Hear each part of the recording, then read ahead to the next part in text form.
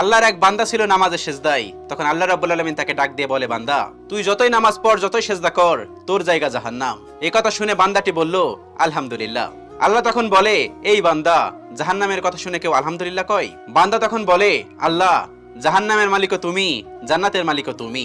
তুমি আল্লাহ খুশি হয়ে যদি আমাকে জাহান্নামও দাও, তাও আমার আপত্তি করার কোনো অধিকার নেই। আল্লাহ তখন বলেন, বান্দা, জাহান্নামে গেলে তুই পুড়ে যাবি, তোর খুব কষ্ট হবে। বান্দা তখন বলতেছে, আল্লাহ, কষ্ট শুধু আমার হবে না, তোমারও হবে।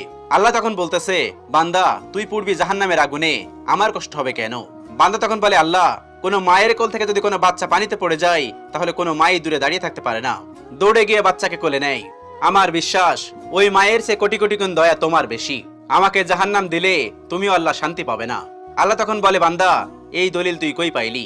বান্দা তখন বলে, আল্লাহ, আমাদের জাতির পিতা ইব্রাহিম আলাইহিস সালাম তোমার প্রেম মুখে নিয়ে যখন নমরুদের আগুনে পড়ে গেল, তার আগেই তুমি বলে দিলে